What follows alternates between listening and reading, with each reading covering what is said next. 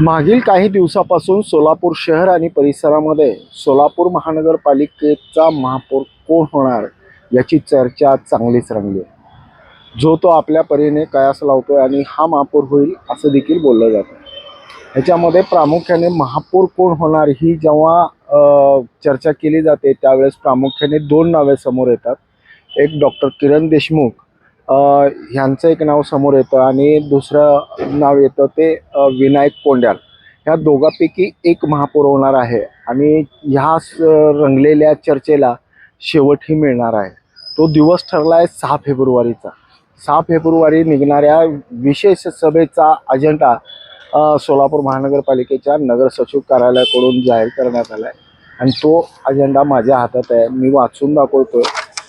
सोलापूर महानगरपालिकेच्या कामकाजाकरता सूचना महाराष्ट्र महानगरपालिका अधिनियम अधिसूचना प्रकरण 2 शेड्यूल चॅप्टर 2 अन्वये कार्यक्रम पत्रिका 1 फेब्रुवारी 2026 मुंबई प्रांतिक महानगरपालिका महापौर कंसात महापौर आणि उपमहापौर या पदासाठी निवडणूक घेणे नियम 2005 नुसार तसेच माननीय विभागीय आयुक्त पुणे विभाग पुणे यांच्याकडील आदेश क्रमांक विभागीय आयुक्त यांच्याकडील क्रमांक न/पा/4 अन्वये 26 विभागीय आयुक्त 23/1/2026 अन्वये सार्वत्रिक निवडणुकीनंतर महापालिकेची पहिली विशेष सर्वसाधारण सभा शुक्रवारी 6 फेब्रुवारी रोजी 11 वाजता पालिकेच्या यशवंतराव बळवंतराव चव्हाण सभागृहात कौन्सिल हॉल येथे भरेल.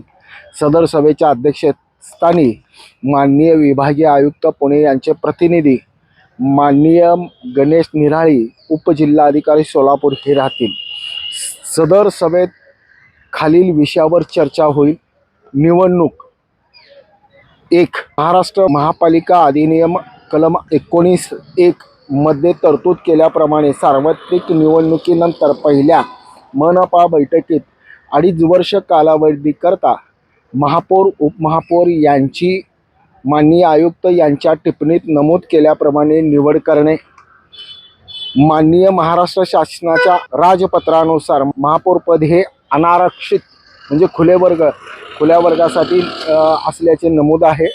टिप: महापौर व उपमहापौर उपयुक्त निवडणुकीसाठी नामनिर्देशन पत्र 2 फेब्रुवारी रोजी सकाळी 10 ते 11:30 म्हणजे 1.5 तासाचा वेळ आहे. नगर सचिव कार्यालय कौन्सिल हॉल सोलापूर महानगरपालिका येथे स्वीकारतील.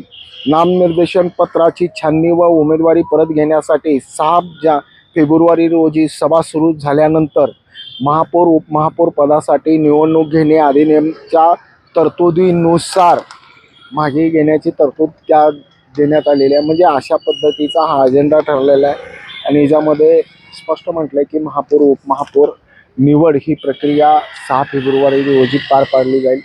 त्या अगोदर 2 फेब्रुवारी रोजी सोलापूर महानगरपालिकेच्या महापौर आणि उपमहापौर पदाच्या उमेदवाराचे नामनिर्देशन पत्र सकाळी 10 ते 11:30च्या दरम्यान नगर सचिव कार्यालयात, जे माझ्या मागे इमारत बघतायत तिथंच नगर सचिवांचं कार्यालय आहे, त्या कार्यालयामध्ये ते स्वीकारले जातील.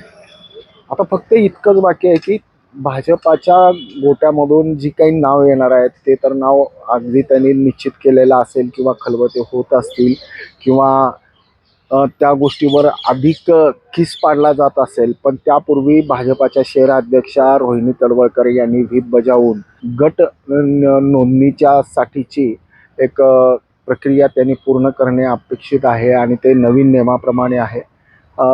आणि 2-3 मुहूर्त ठरले होते. तिसरा जो मुहूर्त आहे तो शनिवारचा आहे. सकाळी पहाटे ते 5-6च्या सुमारास पुणे विभागीय कार्यालय येथे गट नोंदणी प्रक्रिया पूर्ण करण्यासाठी ते जातील. तदनंतर म्हणजे जवळपास एक दिवसाचा जर का गॅप सोडला तर 2 तारखेला मात्र सोलापूरकरांना सोलापूर महानगरपालिकेचा नवनिर्वाचित महापौर किंवा नूतन महापौर उपमहापौर कोण असणार हे नक्कीच कळणार आहे. ब्रेन न्यूज करता यासिन शेखसह मी नितीन पाटील.